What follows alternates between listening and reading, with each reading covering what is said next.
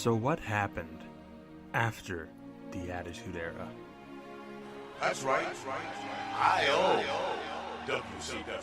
When the war was over and the dust settled, what really happened? And come on, Kane, honestly, who can blame her? Look at you.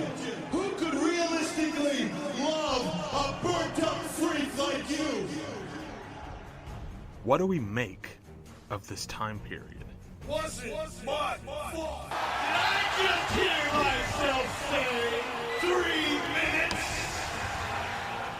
Only two guys will have the answers. I want that golden thong. And I was like, if I want to be a tattooed, fire-breathing dragon, then that's all right by you.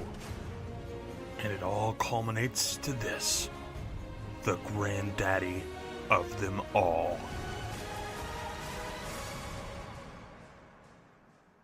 Ruthless aggression. Make sure to tune into the Ruthless Aggression podcast, starring me, myself, Levi, and my good buddy Kyle.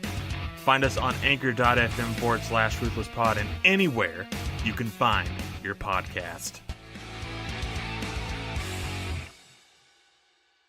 Hey, yo, Josh, let me get a little bit of reverb.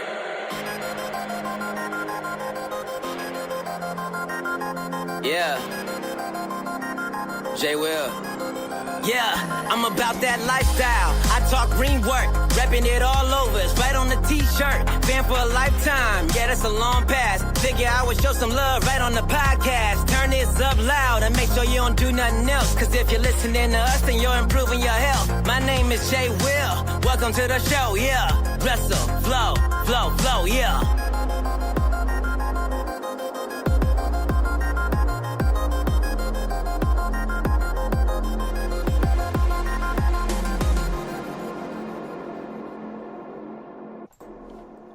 We are back with another edition of Wrestling Reverb. I, of course, am Josh, and Kevin is here as well. What's going on, everybody? I'm feeling good, feeling refreshed. Just had a nice dinner with my family, and now I am ready to talk some wrestling. I watched Fighting With My Family a couple of days ago. Speaking of family, it was a really, really, really, really, really good movie. I'm not a big movie guy. I'm not a movie buff. But I'm not going to spoil it for anybody, but, well, I mean, it's based on a true story, but I mean, it's a very, very, very good movie. I would really recommend it to go and watch it.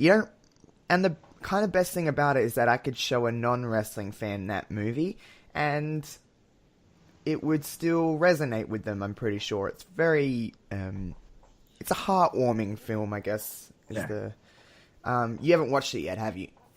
I have not. No, I'm slacking. I would suggest going and watching it because it's really, really, really good. And I think my reservations about that movie was the fact that because I know I've watched that documentary and whatever, and I know Paige's story somewhat well, I was scared that it wasn't going to be very accurate. But for the most part, of course, there's going to be bits of for the movie that make it a little bit more interesting here and there. But for the most part, it's really quite accurate. There's a few little details that are a bit okay. But it's really, really well done. They've really portrayed that story really well. It's funny. It has a lot of comedy in it. There's a lot of heartache in it. But yeah, it's a really, really, really good movie. The cinema that I went to, the theater that I went to, was all the advanced screening that won the competition. It was somewhat packed, which is nice. But yeah, really, really good movie. For anyone that hasn't seen it, I would suggest going and watching it. You too, Kevin. Go and watch that movie. I will. I'm going to make it a plan to. Maybe I'll take my mom or something, see who wants to go. But I really want to see it. I'm really looking forward to it. Yeah, I'm glad I've seen it now, just to get it out of the way in terms of I need to go see this dang movie. But and I didn't have to pay for it, which is really nice. Well, free is always better. Yeah, maybe that made the movie just that little bit better. But I spent enough on refreshments and like Jesus, it was like I got like a frozen like drink and it was like $9. I was like, damn, that's expensive. Sounds like a movie theater. It's expensive and ugh. But yeah, that's what I've done this week. Have you been up to anything interesting since we chatted before Raw?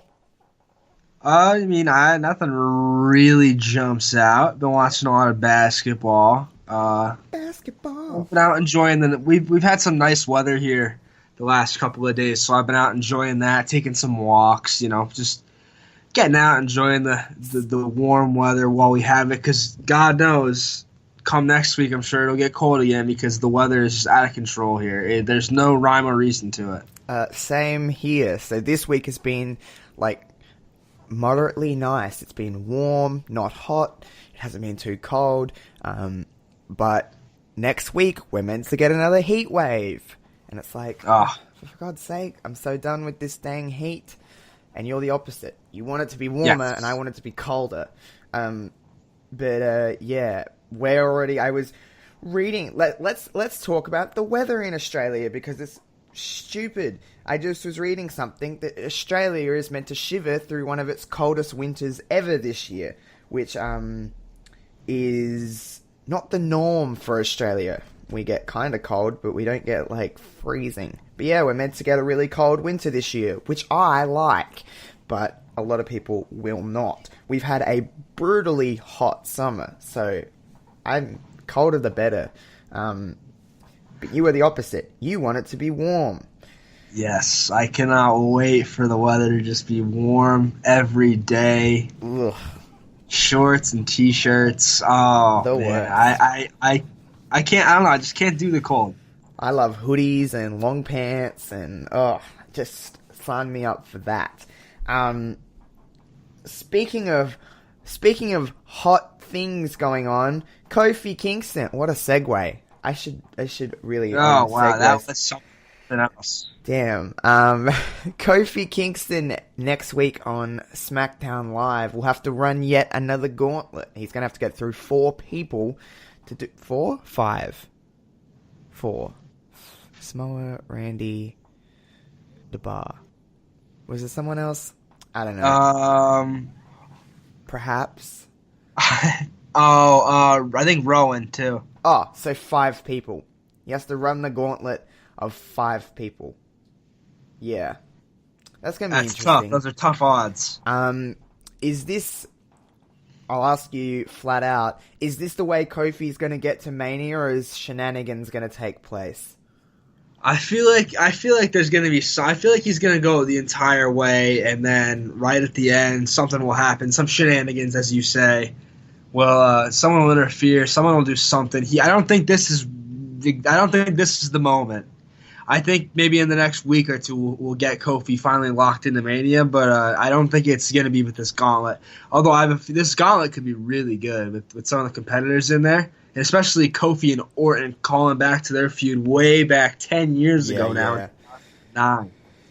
Yeah, so I think Kofi, like you said, will run through 4 of them, and I think Rowan will be at the end, and Brian will help Rowan win. Because it's not for anyone else to get to Mania. I think it's just Kofi. Like, if Randy Orton was to win this gauntlet, he doesn't go to Mania, does he? I don't know. I don't believe. No. So, I mean, realistically, anyone could win, and it wouldn't alter what we're getting at Mania. Because I think it's pretty obvious that we're getting Kofi and Brian at Mania at this stage. But, I mean, that could easily change, because... there's a lot of moving parts in the WWE Championship story. However, I tweeted something after SmackDown this week, and I'm curious to hear your take on it. The Kofi Kingston story has quickly become a hot commodity in wrestling. It's really ramping up, and a lot of people are behind it. I mean, I know for the longest time everyone's been really behind Becky and this whole story. with Becky getting to Mania, but in my opinion, Kofi and Bryan have taken over the hottest story in WWE. I agree. Yeah, it's really become. I think the Becky story has had so many. It has had too many elements into it. It's too complex. For me, I personally don't mind a complex story where you have to really follow along with everything that's going on because there's so many parts in it. But for the casual fan, for the majority of the audience, not everyone's going to like a story like that. And Kofi's story, on the contrary, is so simple. It's not a difficult story to follow. It's a guy that's been working hard for 11 years to finally get his shot, and it's, you know, the higher ups taking him down a notch. Basically, it's a standard wrestling story. It's been done, you know, more times than we can all count, but it works. Honestly, to a certain degree, Becky's story should have been like this, and I thought that's the route they were taking at the beginning, but it definitely veered off of that, and I don't really know how to describe that triple threat storyline anymore.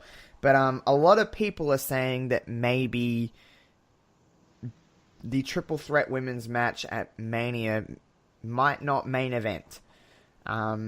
Regardless of Kofi's story and whatever else is going on, I do think that triple threat will be the main event.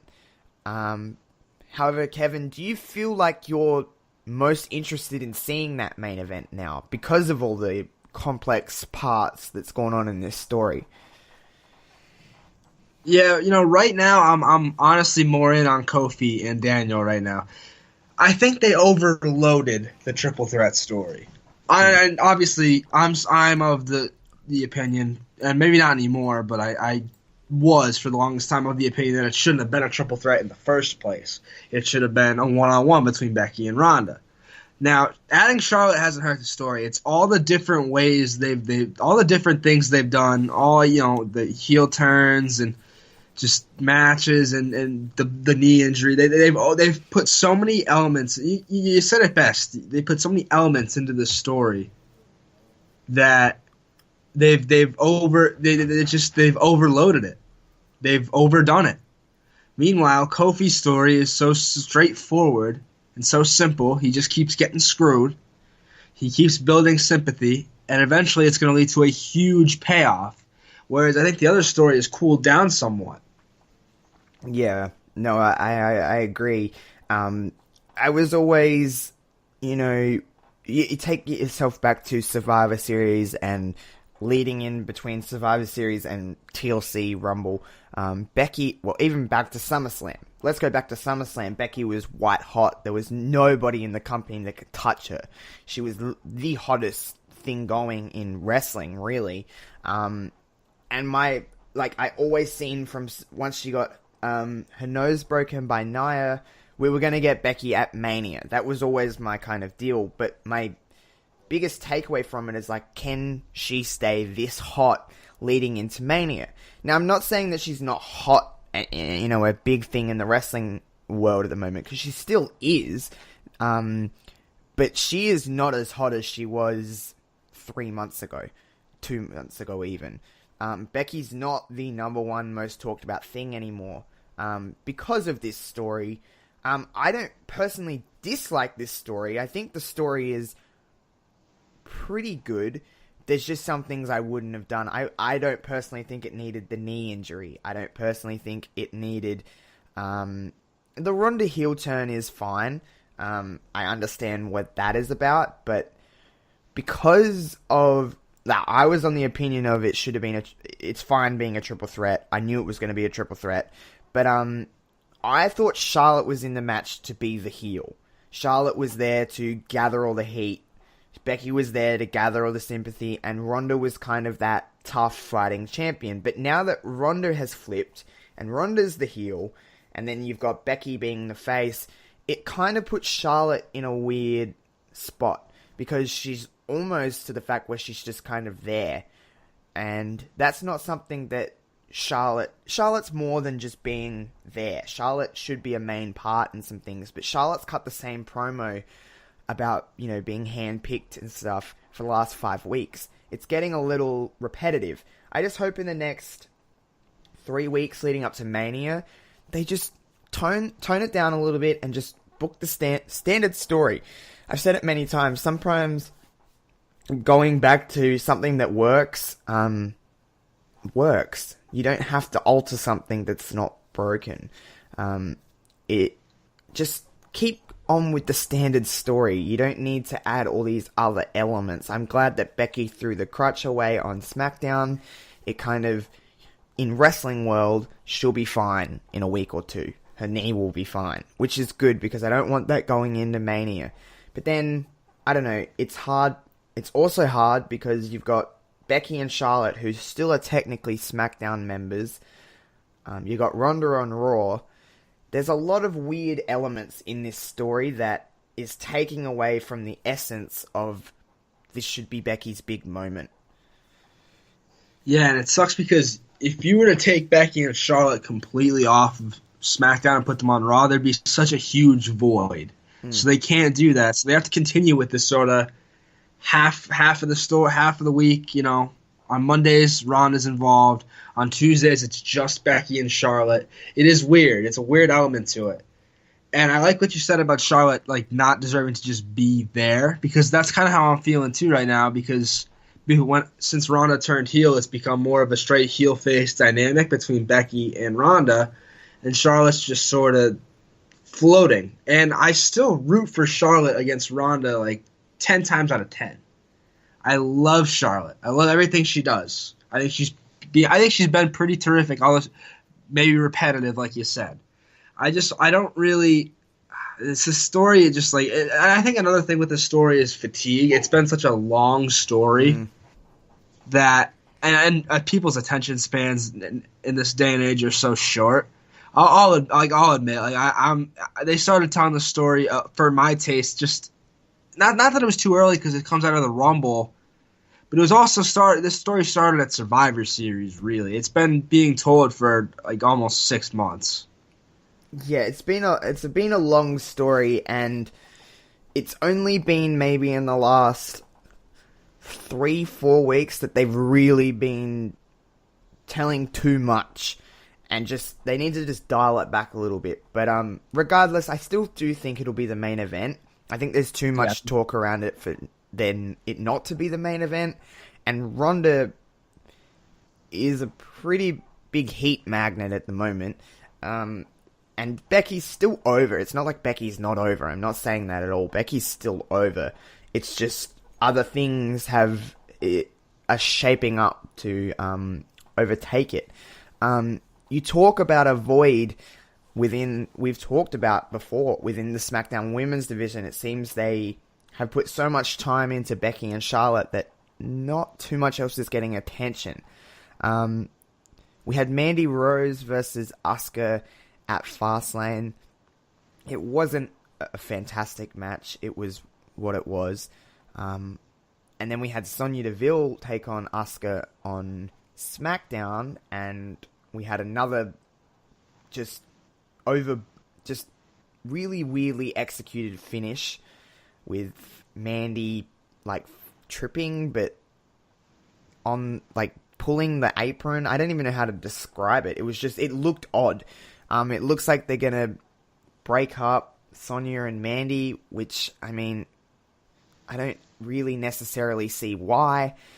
But the SmackDown Women's division in a whole doesn't get a lot of attention outside of Becky and Charlotte, is what I'm trying to say.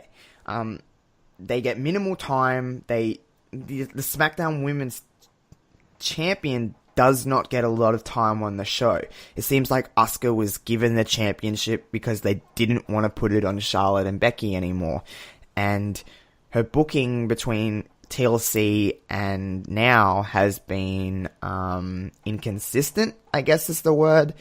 But, realistically, there's not a lot of options for Asuka at Mania.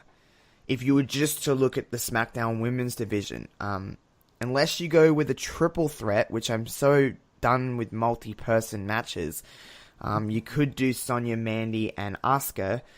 The Iconics are probably going to be... They're involved in the tag team scene. Naomi, I don't know what's going on with her. Lana's salty, which is annoying, and she wants a match against Asuka, but Lana versus Asuka is not WrestleMania. No. And then, there's really not a lot of options outside of that. Is that the entire women's division on SmackDown? I don't think there's anyone else. It's tough because they're there. Like you said, they don't get time. And when you don't get time, you don't get people recognizing you. So it's tough to run through the SmackDown women's roster because you only see Asuka, you see Sonya and Mandy on occasion. You see Asuka on occasion, for that matter. You've been seeing the Iconics more recently because of they're calling out Sasha Banks and Bayley, but it's not like they're household names. No. Carmella has faded. Oh, Carmella, yeah. Naomi has faded. Lana has been on the periphery. Like you said, she's just sort of being salty about Rusev right now. She's back to playing more of the valet character than an actual wrestler again. I think that's everybody. I guess technically Nikki Cross and Lacey Evans they're on both, which is another thing that I talked about this week. I've always been one of protecting the brand split. I don't believe you should have people showing up everywhere with the exception of the Royal Rumble winners. If they're challenging for the other champions, like the other brand's champion. So in this case, it'd be Becky. And that's not just sticking up for Becky because, it's Becky. It's just saying that she challenged for the Raw Women's title, so therefore she gets the option of being on Raw as well. Charlotte was brought into this story, so I guess in kayfabe land, she can technically be on both at this stage. However, these NXT talent, some of them, not all of them, have been up since January, and they still haven't been assigned to a brand. I mean, Aleister Black and Ricochet have been up less time than that, but they've been going for the Raw Tag Team titles. Wouldn't you think you'd just put them on Raw? You would think that, but they just haven't. They've been on both shows. They're probably more needed on Raw if they're really staying as a unit. They need to be on Raw. But then you've also got in a month's time, we've got another draft, another Superstar Shakeup. Are they just waiting to the Superstar Shakeup to assign them a brand? I don't know. But it's not like Nikki Cross and EC3 have been on the show at all. Like, I can't remember the last time I seen Nikki Cross. Nikki Cross is not... weeks, maybe months. That's a shame, because Nikki Cross is someone you could have built since January to even fight Asuka at WrestleMania. They've had killer matches in the past. If you did enough investment, you can get someone there pretty reasonably quickly if you have to. If you really have to. But Nikki Cross, I don't believe has she even had a win on the main roster? I don't think she has. I think she's not saying she's being buried or anything like that. They've all been competitive matches from memory, but I don't believe she's won on the main roster. Maybe the first week she came up, she won, but I don't believe she's had a win since then. She's not used. Which is a shame because Nikki Cross is a really good talent. Nikki Cross has done some really cool stuff in NXT. She's really quite decent in the ring. Like I said, she's had killer matches with Asuka in the past. Nikki Cross is probably someone, if you had to, you could have built up. But I think now, if you even started building her up now, it's not quick enough. Too late. Yeah, it's. I mean, regardless, that you could still have something if they really wanted to go with her. You could still have something happen where she wins a match and she's ready. But it would be a disservice to WrestleMania. I don't know what really screams WrestleMania for Asuka, other than a multi-girl match, which I don't want. I don't want a multi-girl match, but there may be no other way to do it. I'm really honestly scared that they're going to have the Women's Battle Royal at WrestleMania be for the SmackDown Women's title. I'm really scared about it, but I have a really, really weird feeling that just out of nothing else to do, that's what they're going to do, and I don't want that.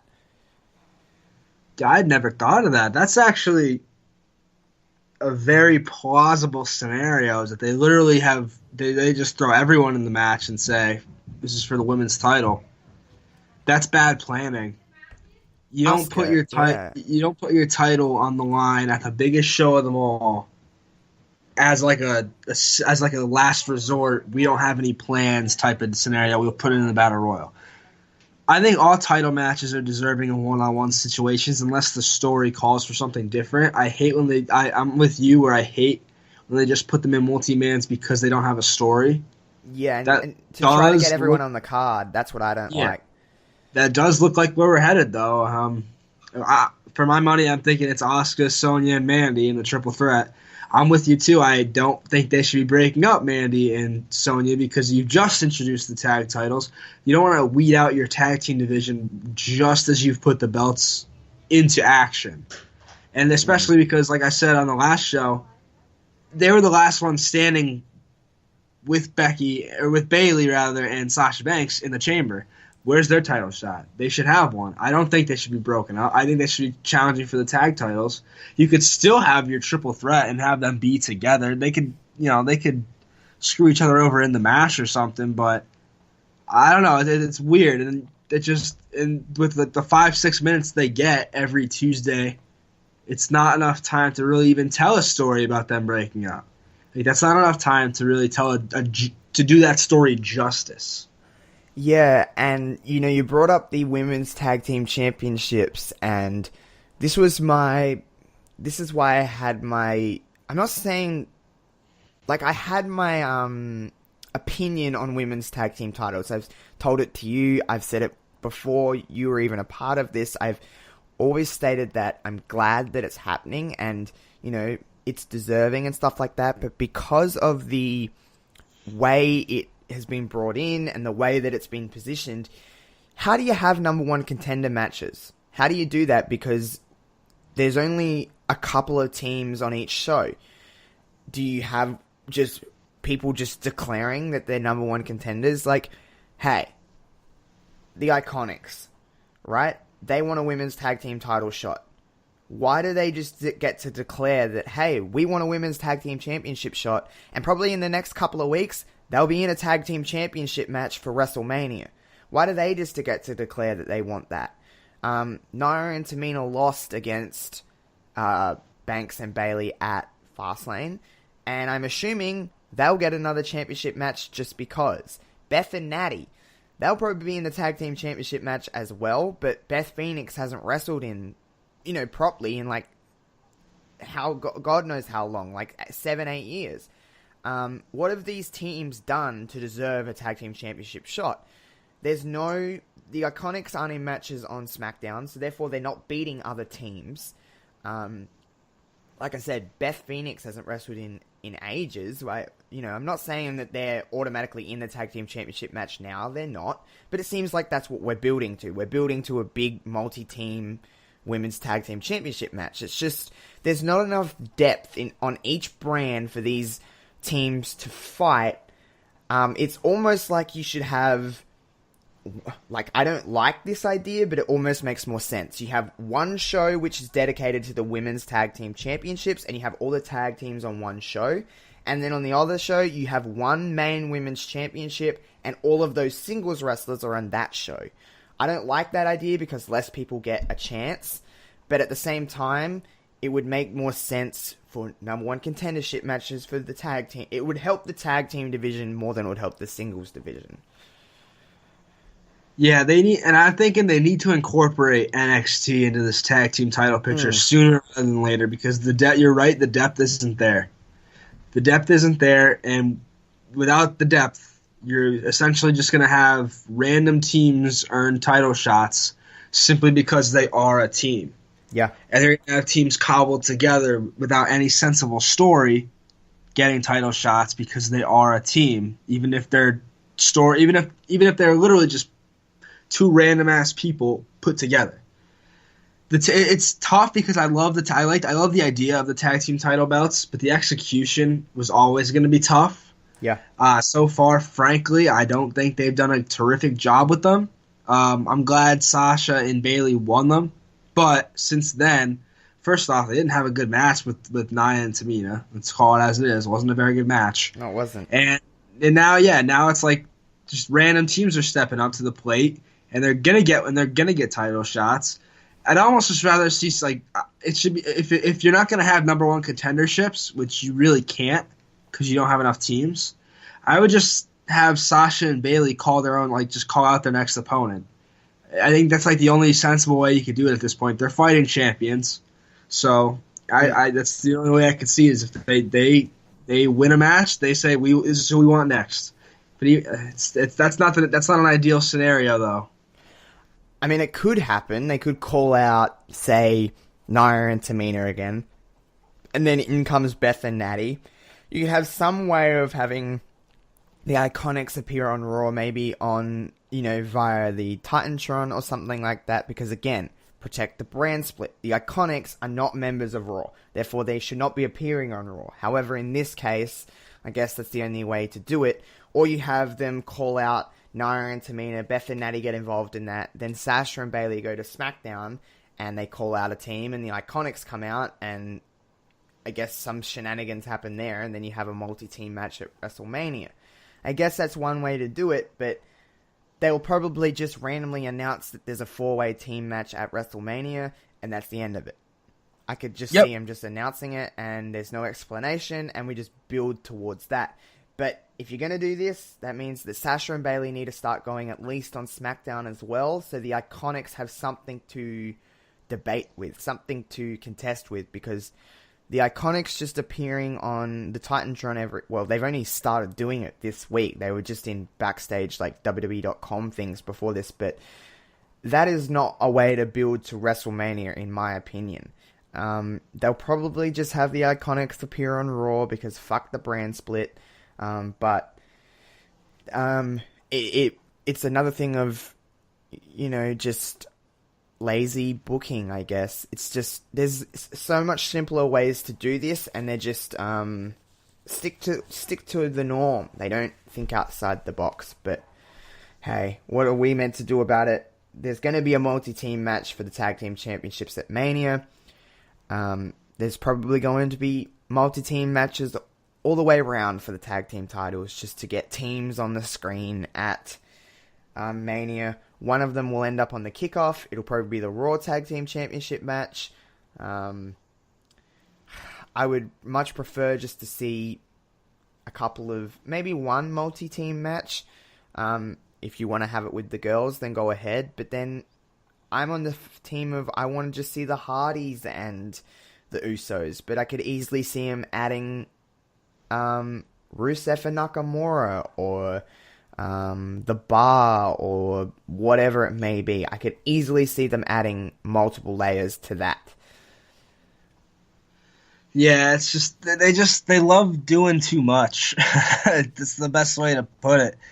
They stack every single. They want to stack the card, but they're not really stacking the card in the way they think they are by just adding more teams. Because that for every team in a match, for every individual in a match, I feel like it devalues the match. It devalues the championship by saying that all of these people can compete for it.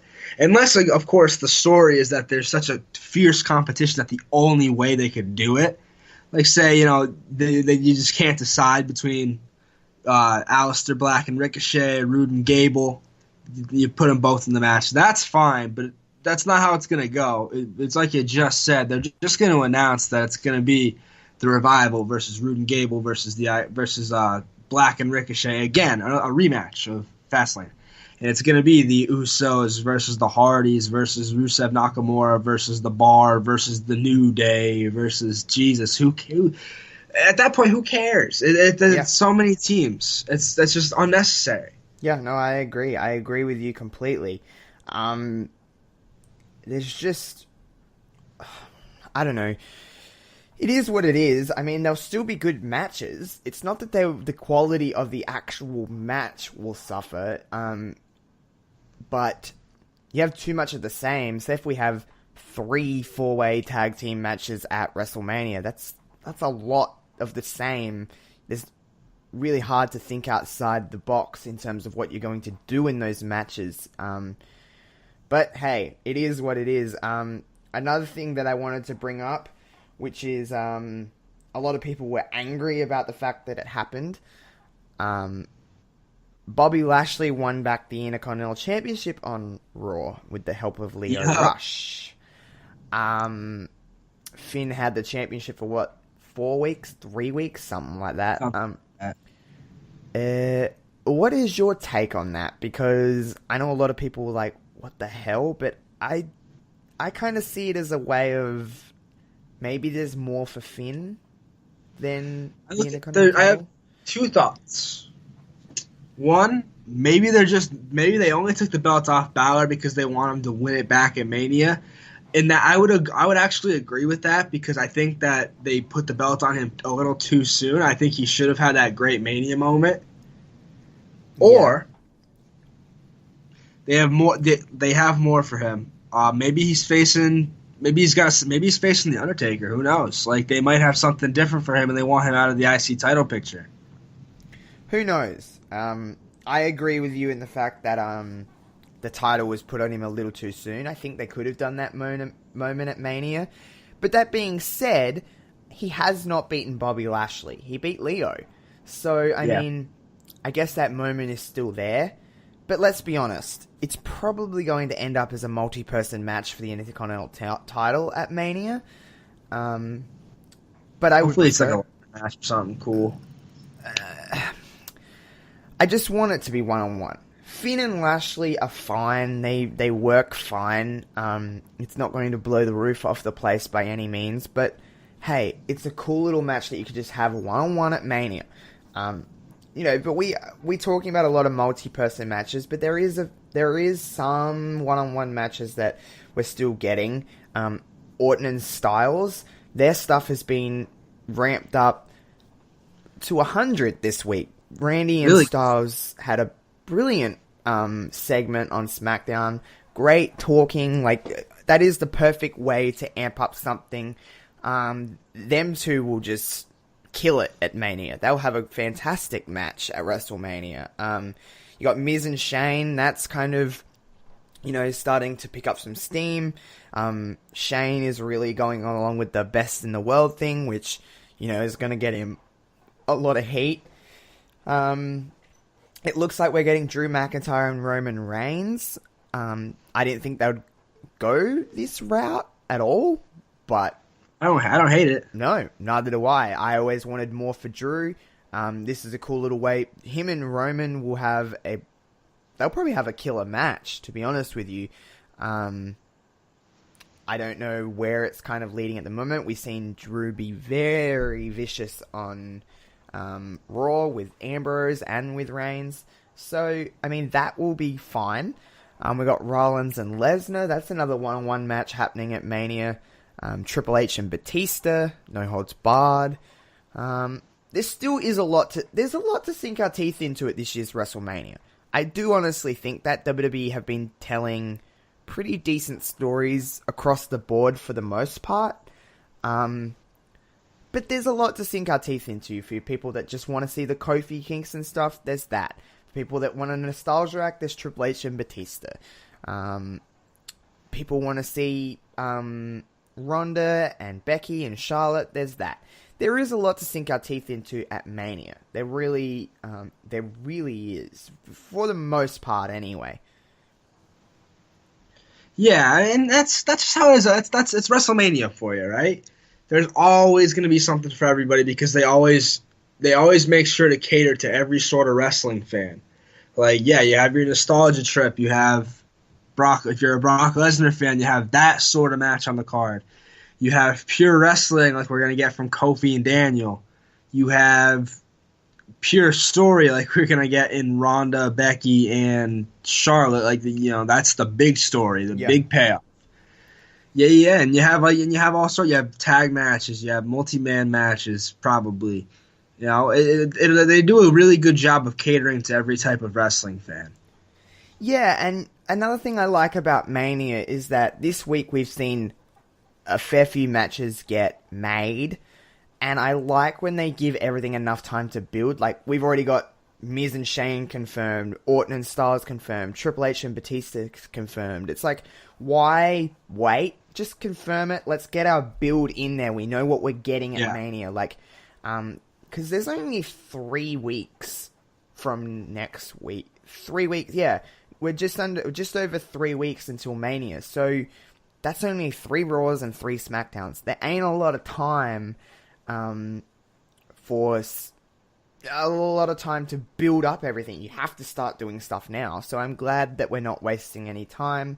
It seems like WWE really were waiting for Fastlane to end so they could just ramp up to Mania, because it seems like a lot of the stuff they've been doing this week, they've been waiting to do for quite some time. Like, you could tell that Styles and Orton thing was stalling with backstage segments. They were just waiting to get to that segment so they could start building for Mania. I'm always under the thing of Mania should have the longest build it can. 4 weeks is, I don't think, enough between a pay-per-view and Mania. I think it should have 5 or 6 weeks to build, but hey, we're past it. We're past Fastlane now. At least we're on the express. We're on the highway to WrestleMania, I guess, where there's no stops anymore. So that's kind of nice. We'll take a break. We'll listen to some lovely pals of mine, and then we'll come back and we're going to chat some NXT, because it's not something we talk about enough. So we'll be back in just a second. Are you looking for wrestling content and exclusive interviews from the likes of Impact Pro Wrestlers, New Japan, Ring of Honor, and British Wrestling? Are you in the market for a 5-minute recap of all the day's events? Then subscribe now to Wilford Watches Podcast, available on all pod platforms and on Twitter at Wilford Watches. Now, back to the show. Hey, you there. Who, me? Yes, you. What? Are you a wrestling fan? Yeah. And do you like podcasts? They're alright. Then look no further. I have got the perfect podcast for you. Well, what is it? It's called Why We Watch. It's a podcast by fans, for fans, about fans. Where can I find it? You can find this podcast on the Visionaries Wrestling Network, and it's available everywhere that you can find a podcast, including Spotify, Stitcher, and even Google Play. Okay, Kevin, we are back here on Wrestling Reverb, and like I said before our little break there, we don't talk about NXT enough. It's something that I want to talk about more, but I just genuinely forget. Now, I'm not saying I'm an avid watcher of NXT every single week. I'm not, but I keep tabs on what's happening, and I watch what everyone's kind of talking about, and I watch the clips on Twitter and YouTube and stuff like that. Now, obviously, the tapings happened yesterday. Are you up to date with the tapings, Kevin? I read about half of the tapings. I think I know enough. I know the direction in which they're going, but I didn't get all of them. No. I didn't get it all of them either, but I know what like you. I know the direction that we're going. I know what matches we're getting at Takeover New York. So, I will say this now. This is a spoiler warning. We're going to talk some spoilers. So, if you don't want to know what's happening on NXT for the next few weeks, I suggest that you do not listen to this next little section of the podcast. I'll let you know when we're done talking spoilers, and I'll give you fair warning at the end. But, okay, Kevin. Takeover New York. It's, the card that we have for that coming out of the tapings is pretty damn awesome. It looks pretty good. Every single match looks like it could easily steal the show. First things first, I want to talk to you about Tommaso Ciampa. Obviously, his injury is horrible timing for him. Just got called up to the main roster. We're looking at getting Gargano and Ciampa again at TakeOver New York, and they would have knocked it out of the park for the NXT title. But hey, injuries are a part of this. unless you're Ronda Rousey, because wrestling's not real, is it? Nope, it's not. But injuries are a part of it. He's going to be out for quite some time. And I think maybe I said to you, if I didn't, I'm saying it now. I thought we were going to get Adam Cole and Johnny Gargano, and we are, and I'm definitely not angry about it. They're going to be in a 2 out of 3 falls match at NXT Takeover New York. Are you okay with Adam Cole stepping in for this one? Oh, hell yeah, I'm okay. I love me some Adam Cole. And this is a matchup we haven't seen. At least to my knowledge, we haven't seen. We haven't seen Cole and Gargano. So, maybe yeah, on like NXT, but like not at a takeover, definitely. Yeah, not on this level. As far every takeover card is going to impress. They're just so good at putting them together. But this is shaping up. This could be one of the best main events they've had in a long time. Yeah, 2 out of 3 falls. They certainly, both of those guys, do not have bad matches with people. And if you put them two together, it'll probably be magic. It's a very good... I think they put the 2 out of 3 falls stip on it for the fact of what we were meant to get and what we're getting. I think it's just to amp it up a little bit more to go, hey, this is a good substitute for what you were going to get. It is a shame because I did watch a clip this week of how Ciampa was going to turn on Johnny again, and Johnny kind of stopped him and he faked the knee injury to see if Ciampa would take advantage of it, and it seemed like that's where we're going, and it seemed obviously those two tell a just probably, in my opinion, the best story. They've had the best rivalry, at least in recent memory. One of the best rivalries of all time. That is an incredible story that will never really have an ending, I don't think. It will never end. It'll be an ongoing thing as long as those two are around, in my opinion. But it seemed like we're going to get the next chapter of that. But hey, stuff happens. We can't control that. Ciampa can't control that. It's just unfortunate timing. But yeah, Adam Cole, Johnny Gargano at TakeOver New York. It's going to be a good time. Really good match. Another match that's happening, which will probably be really good as well, is the North American Championship match, Velveteen Dream and Matt Riddle. Now I have my opinion on Matt Riddle's face, but it's not like I think he's a bad worker. He's not a bad worker, although he could do with a pair of shoes. Him and Velveteen Dream is just character-wise, damn, he's untouchable character-wise, in my opinion. So him and Matt Riddle will probably kill it as well. Yeah, funny story about Matt Riddle and shoes. Actually, the story is more about shoes. Remember how Rusev used to wrestle in his bare feet? Yes. I was at the episode of SmackDown where he hurt his foot, and therefore they converted him to boots. Just a little fun fact. Maybe you should go to another. Maybe you should go to another show, and maybe you're like the Bad Omen, and Matt Riddle might hurt his foot and have to wear shoes. Yeah, maybe. I'm just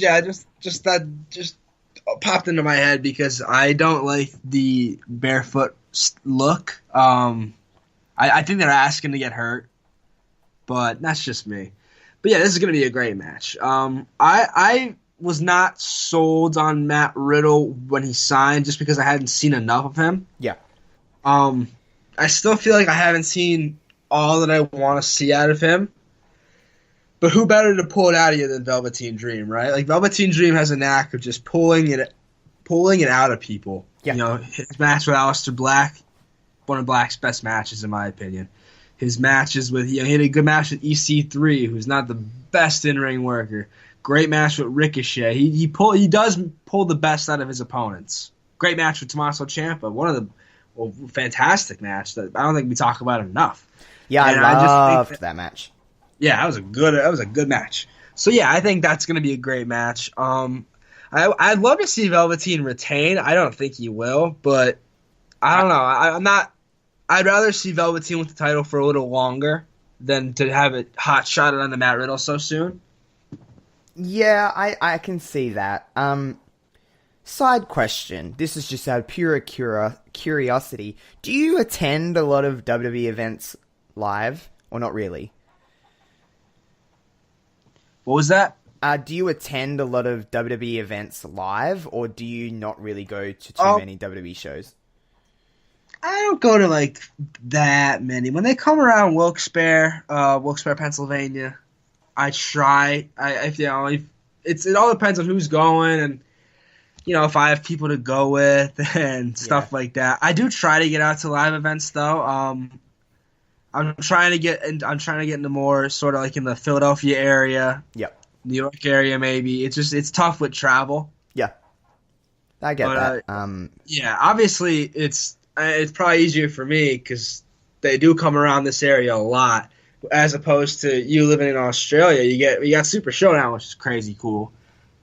Yeah, that's the only pay-per-view I've ever been to, because we only got live events here once a year, and if they don't come to the state's capital of Adelaide, which they only usually do every 2 or 3 years, I would have to go to Melbourne, which is like 15 hours away from me. Sydney's like 20 hours away from me. Then you got Brisbane, which is like 35 hours away from me. Like, I'm on the bottom of Australia. So if they don't come to Adelaide for a live event, although I have gone to Melbourne for a live event before, it's a lot of like, I've got to book a lot of time off work. I got to fly over to Melbourne. Then I've got to, just to see a live event. It's very it's a very, like, while I don't think I could do that every year. But for something like Super Showdown, of course I'm going to go to that. If they were to come back again this year in October for another pay-per-view, I'm definitely going to go, whether it's in Melbourne or Sydney or wherever. I'll definitely go. But have you been to a pay-per-view before? No, I have not. Okay. I still can't. I can't rule out going to WrestleMania just yet, because it's in New York, which is about, the MetLife's about 2 hours from me, right? Okay. That would be tough to pull out. It's a little late in the game, but I've actually never been to a pay-per-view. No. Oh wow. See, WrestleMania is like my number one thing on my bucket list.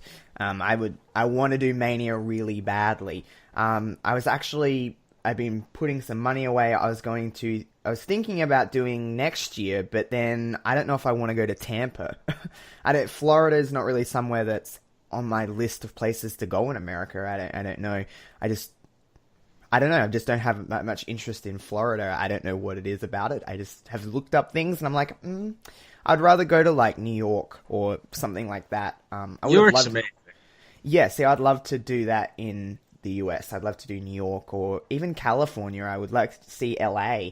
Like, just the main things that you hear about, not being from that country. That's, the main kind of cities we always hear about. I'd love to do. But it's just something that I know I will do one day. I definitely will go to WrestleMania, but I thought it may have been next year, but I don't know. I don't know if I want to, I'm probably only ever going to go to America once in my life. I want to make sure that I'm in the right area and somewhere I definitely want to go. But, yeah. I do hope that WWE bring more pay-per-views this way, because, hey, we sold out an entire stadium. There was 70,000 of us there. I'm sure it's a, big enough market for them to have a pay-per-view at least, every couple of years, if not every year. It's weird when I watch Super Showdown on the network, when I actually watched it that night when I come back to the hotel room in Melbourne. I was like, I'm putting this on. We resonated very well on television because it's hard to tell. It's hard to tell whether you are lively and stuff. Like, I know my section of the crowd was, but I couldn't tell. It's in a stadium. The noise goes up, so it's hard to tell if we're loud or not. But we resonated well on television. It certainly looked better than Crown Jewel, I think. Like, we were much more lively than in Saudi, so I would like to think that it come across well on television to get them back there, because I think not just Australia. I think WWE needs to do more international pay-per-views or TV in some way. They have the network. They can do more of this stuff now. They have NXT UK, but that's different. Like I want to see more pay-per-views from England, from wherever in the world. Biasly here, more in the world, but I don't think that's something WWE really do enough, because they're a global company. They're an international market. They should play to that a little more often, I think. Yeah, WWE is a global audience. They're not just a national thing. It's a global company. So why don't you capitalize on that global audience and take the WWE to more places? A pay-per-view in England would be terrific. Super Showdown was fantastic. Loved it. Would love for them to go back to Australia. Love for them to go like all over the place. They can go to so many different markets. Japan. They had the one show in Japan a couple of years ago, Beast in the East, and that was a fun show. Oh yeah, Fun I remember that. That definitely was a fun It atmosphere. felt different. It felt really different. I remember Beast in the East. I forgot that happened, to be honest with you. But it's weird that they don't do more stuff like that, because, like I said, the network, everyone else in the world has to adjust to the US time. And wherever they are in the world, for people in the UK, it's like 1 a.m., 2 a.m. when wrestling's live. It's during the day here. It's not like people in the US... Well, actually, I've seen a lot of people complaining in the US on Twitter about Super Showdown, because it was on live at 4 or 5 in the morning, something like that in the US. And I was just like... Yeah, I could not watch the world. This is what the rest of the world has to do when, pay-per-views are... Like, WrestleMania will start at 5:30 in the morning for me. It's going to be a very early day and a long day. I'll be watching wrestling until 1:30 in the afternoon. That's a long time, but I don't complain. I don't get on Twitter and complain about it. And using, the US, not you, but just people within the United States that were complaining, I was like, the UK have to get up. They get up at 3 a.m. to watch pay-per-views live and stuff like that. So I'm sure you all can deal with it for one day, but anyway, we digress off NXT. Another match that was made for NXT Takeover New York was a fatal four-way for the Women's Championship. Shayna Baszler defending against Io Shirai, Kairi Sane, and Bianca Belair. Now, we're talking about multi-person matches. This story calls for it. Therefore, it's okay to have a fatal four-way because of everything that happened leading up to it. This match it's another potential to be a show stealer. You got 4 very talented ladies in the ring. I think this is the time for Shayna to lose. However, I don't think she'll be the one losing in the four-way, if you get me. She's not taking the fall. Shayna Baszler has come from the original Mae Young Classic. She has come a very long way. She is night and day different. Shayna Baszler is really, really good. She can cut a really decent promo. Her ring work is so different to male or female, anyone in the company. She has a very different style.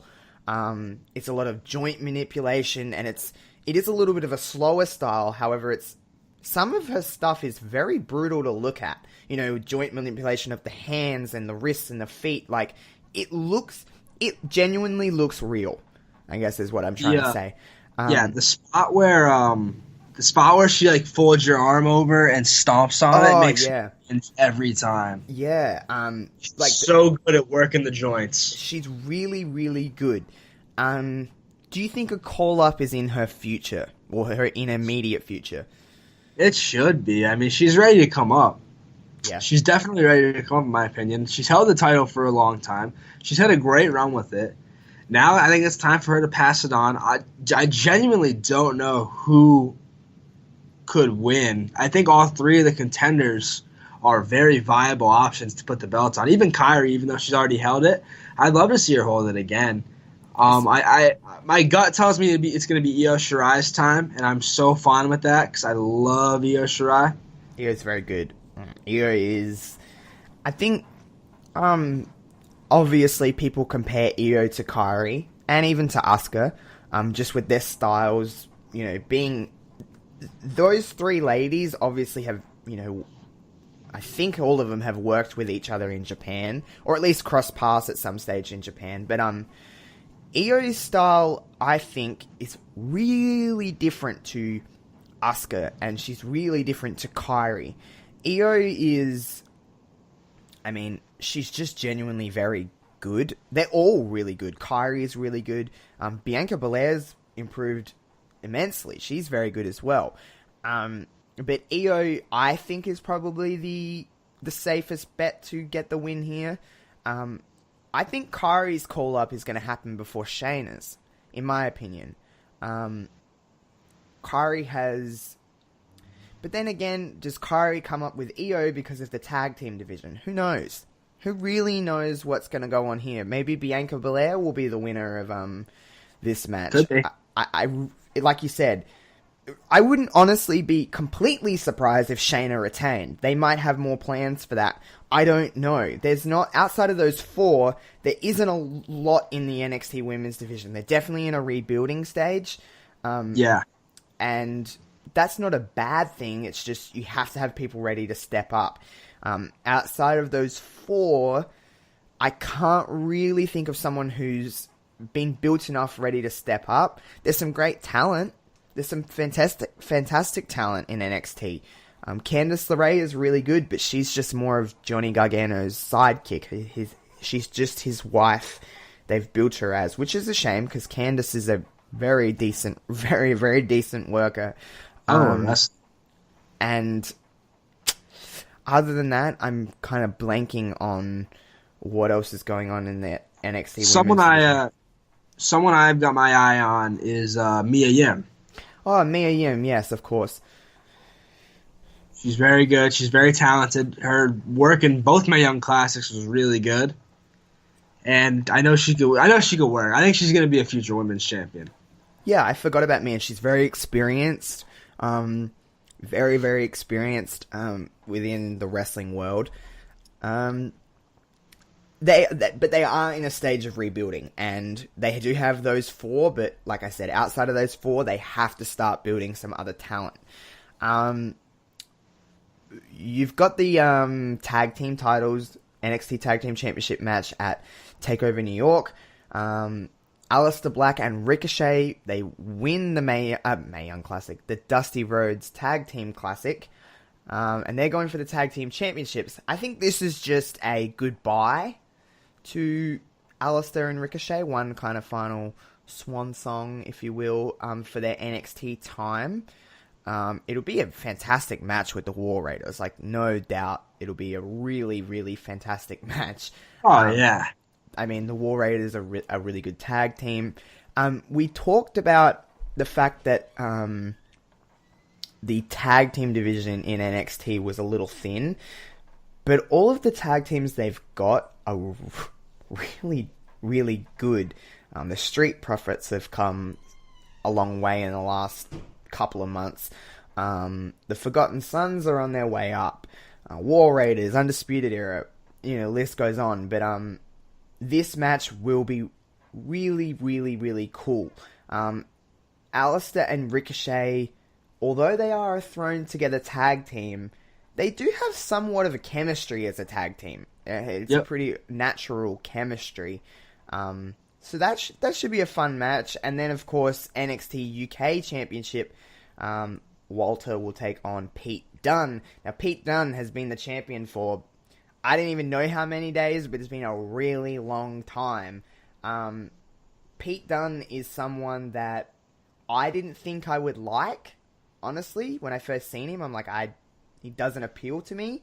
But he is tremendous. Pete Dunne is incredible. And if anything, Walter's got those chops. And they are, holy moly, they are wow. They hurt my chest just to watch. Yeah.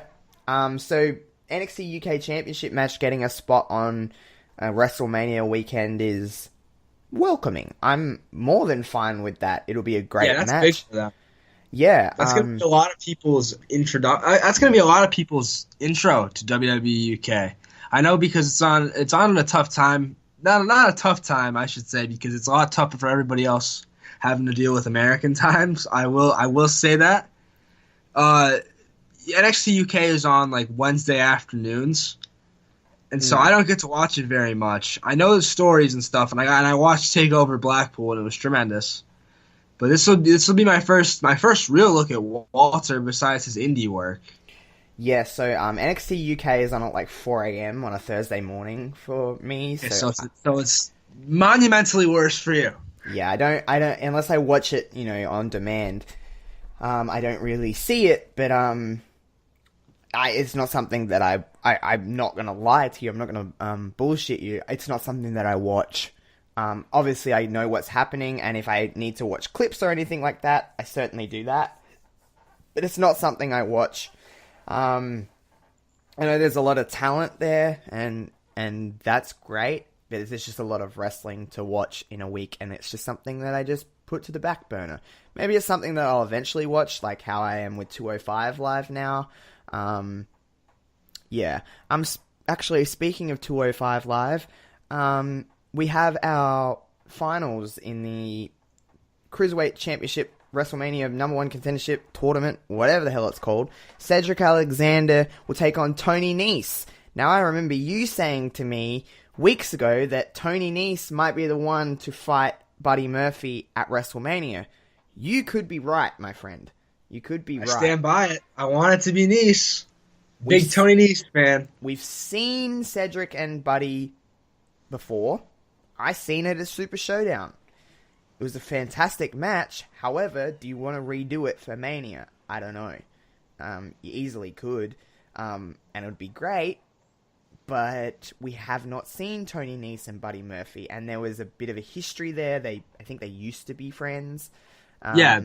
So, I mean, there's obviously a story to be told here. And with the final next week, you've still got 2 other 205 Live episodes to build for Mania. Now, Buddy Murphy is currently home. He's in Melbourne at the moment. So, do you think Tony Nese is going to be the one to win this tournament, or do you think they're just going to go back to the well with Cedric?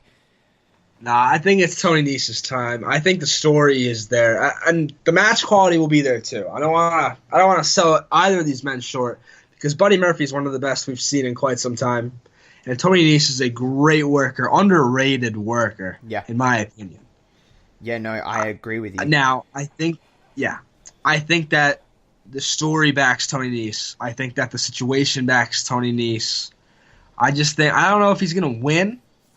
I don't know if he's going to beat Buddy Murphy, but I think it's going to be him who faces Buddy Murphy, and then we're going to put down one hell of a match. Yeah, I agree with you. It's going to be on the kickoff. I don't care. It's still Mania. I really, really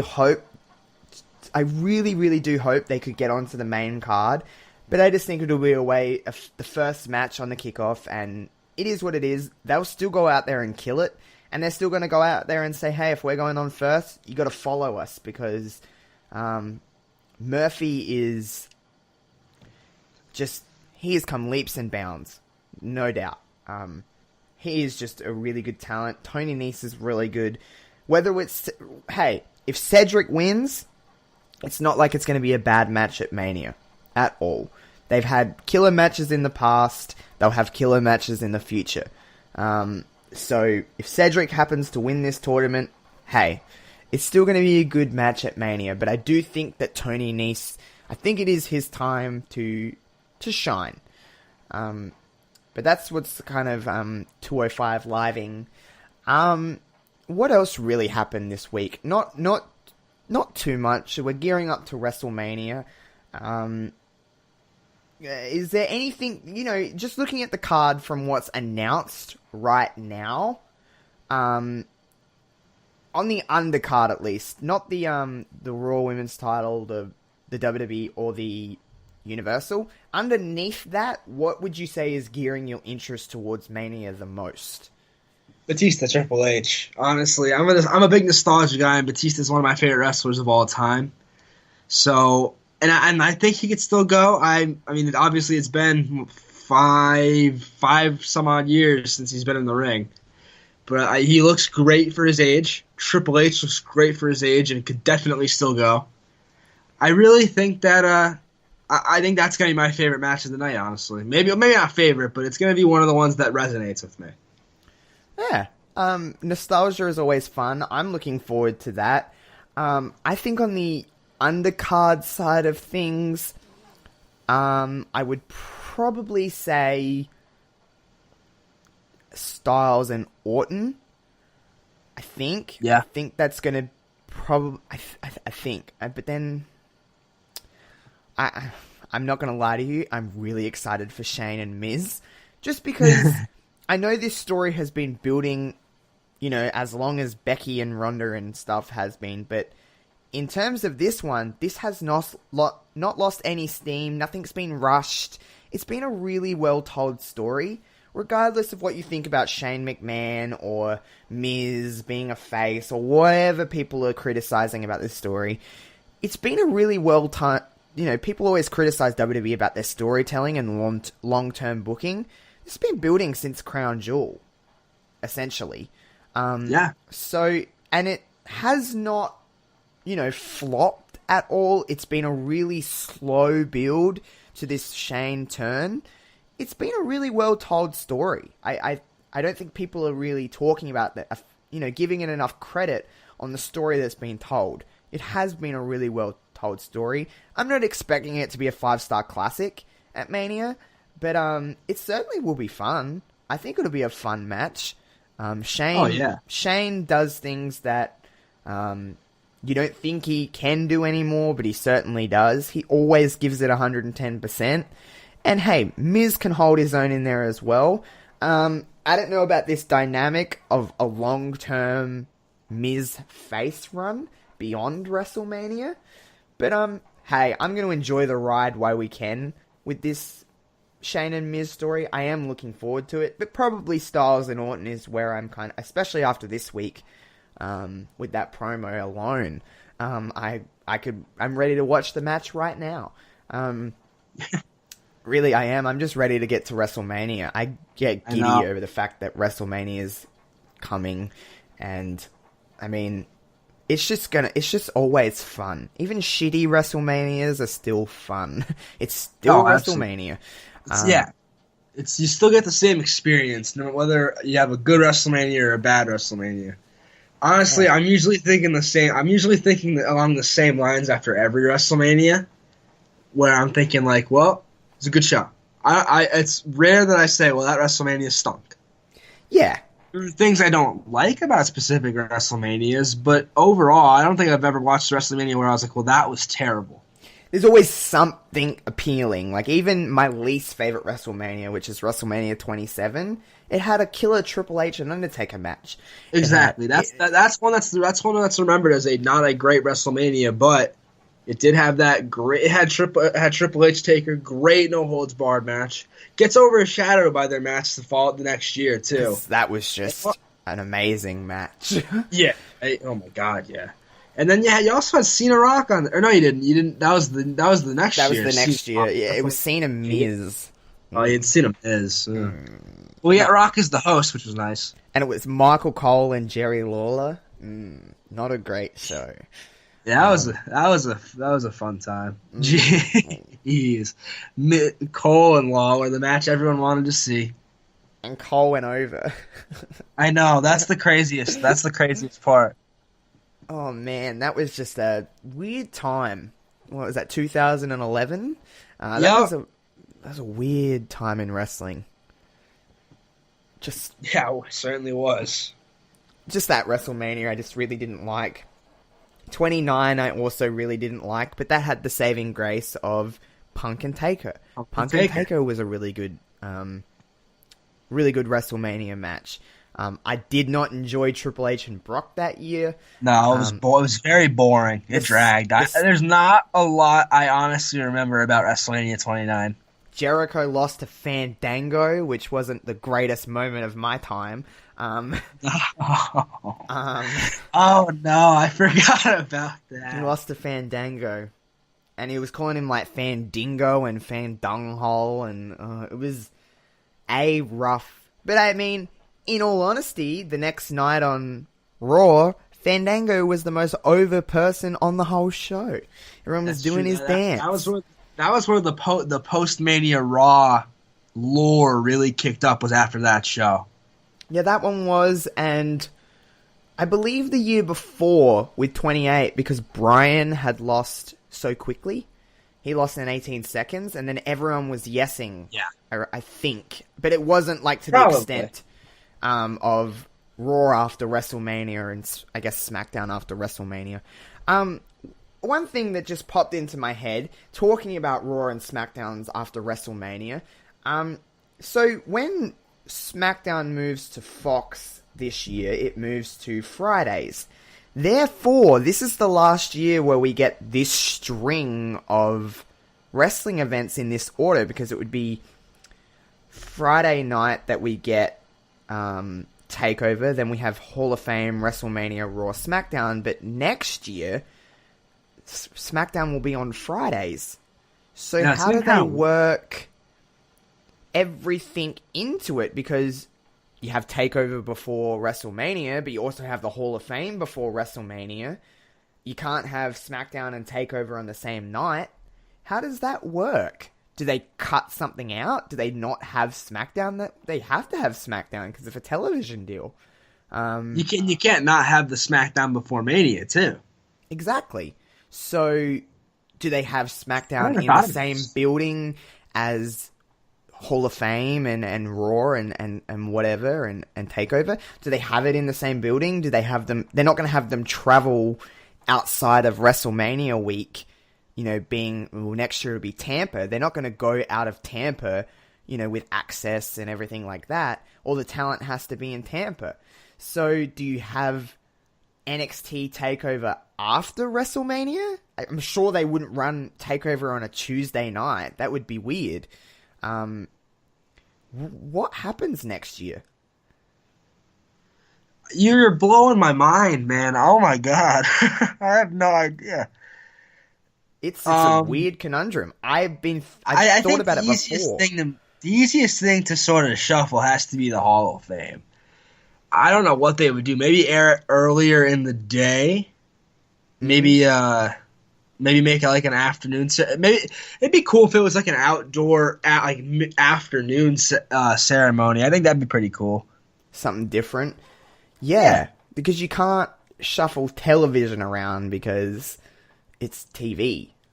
I don't know. Yeah, I don't know what they would do in that time because, I mean, technically, I guess you could tape SmackDown and air it, but you wouldn't air it at the same time as TakeOver. I don't know. It's going to be a weird week. Surely they would have had to think about that before agreeing to Friday nights with Fox. I mean, SmackDown's going to be a very different program come October. I'm fairly sure. We've seen different things come out about they want edgier television, less politically correct. They want two-man announce booths. Whether this is true or not, I don't know. But I don't know how Fox operates because obviously it's very different from where I am in the world because I don't have those networks. Is Fox generally something that wants edgier content all round? I don't know how it works. It is the least surprising thing in the world to me that Fox wants to do edgier content and wants to do away with PC stuff because that's exactly how Fox operates. Here in America, Fox News is one of the biggest Fox News, Fox in general, one of the biggest outlets in the country. And it's always been very conservative. So I'm not surprised, but it's always been sort of like anti-PC, anti-establishment, sort of like that. So I'm not surprised that they want edgier content because they're the type. If the Fox people are the type to call people snowflakes if you disagree with what they say. Okay, I get you there. So I don't know how it will work with WWE's. I mean, I'm not going to lie to you, though. WWE in the last 3 months, I'm not saying it's been, like, the edgiest program on television. But they've done some things differently. Yeah, they have definitely push the envelope in some ways. I'm not a believer in that edgier content makes a better TV product. I don't think. I just think good television is good television, whether it's rated G or R. It doesn't matter. But that being said, I know a lot of people want edgier, less politically correct content when it comes to WWE. But I don't necessarily think it makes it better. I don't really care either way, honestly. Like, if they do it, that's fine. It'll get more eyes. I have a feeling. They'll bring some fans in with that. But I also have a feeling they'll lose some fans with that because a lot of kids watch. I think ultimately it's going to be almost like a break even sort of situation with fans lost and fans gained. Yeah, honestly, a lot of people will be turned away because if WWE becomes less of a quote-unquote family show, parents aren't going to want their kids watching that kind of stuff, especially in this day and age. I know a lot of people say, well, kids watched it in the Attitude Era, but it's like, that was in the 90s. The 90s and, now, two very different times. Parents in general are much more, they're just much more aware of what's on the television and stuff like that. But hey, if kids want to watch something that's a little bit edgy, they're gonna. At the end of the day, they will find ways to do it, especially like early teens and stuff like that. It's just going to be a different product if you go in that route because it's a different time and they're a publicly traded company now. It is going to be interesting, but if Fox wanted, I guess they're paying enough money to WWE to kind of steer them in that direction, I guess. And we've seen that WWE will do most anything for money, so. I mean, yeah. I don't blame them. Money's great. But to kind of end up this, I guess, kind of a mixed bag, this is just kind of a chit-chat of an episode of Wrestling Reverb. Next week, before Raw or after Raw, we're still working out. There's been daylight savings has kind of started for you guys, has it? Or is it? Yes, it has. It was a surprise to me, but we did enter into daylight savings. So daylight savings is starting for you guys in the US. So for the next 3 weeks, I'm learning to adjust to this time before our daylight savings ends in like 3 or 4 weeks' time, and then I have to adjust to a new time. So while we adjust, it's going to be, we're either going to record before Raw or after Raw. We're not really sure yet because I'm just seeing, because it will become like 6:30 in the morning for me, and I don't know if I want to be up that early just to record before Raw when we could probably do it after Raw. But we're still, it's going to be Raw day that we're recording, whether it's before or after. You'll still get Wrestling Reverb around the same time as you normally do. Just a few hours later, probably. But it is what it is. We can't alter times. But next week we're going to have Reverb Rewind return. I believe you still have a few hours to vote on the NXT Takeover poll. Just a few. Yeah, I think it's probably almost up. I still got 22 hours. So you got basically another day to vote. But just go to Kevin's Twitter and you can vote on which takeover you want us to talk about. And next week, Raw Day, we will be doing another Reverb Rewind. And it will be the last Reverb Rewind before Mania Week. And we're going to do a very special WrestleMania edition of Reverb Rewind for that big week of WrestleMania. I announced on my Twitter a couple of days ago.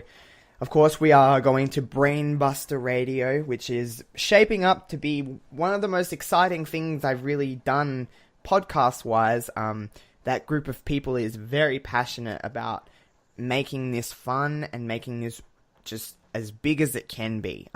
They all of us have big plans for this. We're all working out collaborations and like literally as we speak, once me and Kevin stop recording today, we're going to be recording for some other shows on Brainbuster Radio, just little snippets and stuff like that. So, I mean, they all want to collectively make this thing big, and that's exactly the place that we want to be.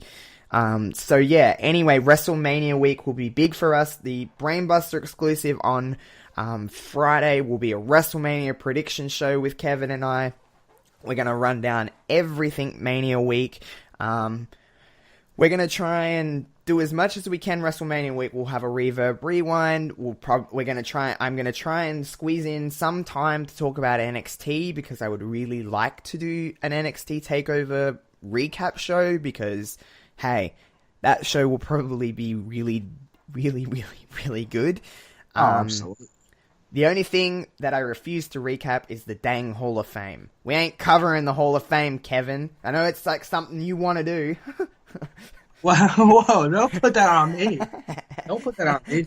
Hall of Fame ceremony is like the leading cause of sleep disorders, I think. It literally just puts people to sleep. I literally don't think I'll watch the Hall of Fame live. I'll be home. I'm proud. I mean, maybe that's a time where we can sit and record an NXT Takeover recap show. Who knows? Yeah, that might be a better expenditure of our time. Yeah, and maybe I'll just put the Hall of Fame on when I'm going to sleep the night before Mania. Because it's like Christmas to me. It's like Christmas Eve when you're a kid. Sleep. You can't sleep, and you're like, I just want to wake up. And because I have to wake up so dang early, maybe I'll put the Hall of Fame on when I'm going to bed. That'll probably put me to sleep. Yes. But yeah, we're going to try and squeeze in as much as we can WrestleMania week. Like I said, I have the week off of work. I am all ready for WrestleMania week. And we'll have a lot to chat about. But yeah, please, everyone go follow Wrestling Reverb on Twitter, and make sure you go and follow Brainbuster Radio on Twitter, because they have all the details you need for WrestleMania week, with who's on at what day. I can't exactly remember the entire schedule in my head, but we're on Fridays. I know it kicks off with Omega Luke on the Monday of WrestleMania week, so the week before Mania. It's gonna be really, really fun. We've just been chatting about a lot of things. Each and every one of us want the best for Brainbuster Radio. It's nice to have a nice collective of really talented people that do a lot of cool stuff. But yeah, other than that, please go and vote on Kevin's Twitter for Reverb Rewind. We've had a bunch of votes for that already, which is really cool. It's just, I'm just really excited for what's kind of coming up. Because it seems like the end-all be-all is WrestleMania week, but then right after WrestleMania, we go into Raw and into SmackDown, and we're just constantly on the grind of WrestleMania, I guess. The whole thing starts over again from there, because then we had the next pay-per-view, and then the next pay-per-view, and before we know it, we got SummerSlam coming up in August. It's just, it's going to be really fun. Before you know it, I'll be having my 1-year anniversary of Wrestling Reverb, and then, damn, it's just going to be, it just never stops, I guess that's the good thing. We never have to take a break. Yeah, the grind never stops, and I never have to, I wouldn't even want to take a break. That's what I love about wrestling, is that there are no breaks. People say that wrestling should have an off season. Maybe for the performer's health, yeah, but, I mean, personally, I like watching wrestling every week, so, yeah. I mean, yeah, it is what it is, but, please go follow everything like I just said. We'll be back next week with Reverb Rewind. You can follow Kevin's Twitter at KevinC Wrestling. Follow mine at Wrestling Reverb. And yeah, keep in touch with Brainbuster and my Twitter and Kevin's Twitter. You'll see it all on there of what's coming up WrestleMania week as we announce the 3 or 4 shows that we're going to do. And yeah, we're all gearing up for Mania and our Brainbuster Radio debut. So it's going to be really exciting. Anything else you want to add, Kevin? I'm just looking forward to joining Brainbuster, looking forward to WrestleMania, looking forward to working with a bunch of people who have the same common goal to be as good as we could possibly be. Yeah,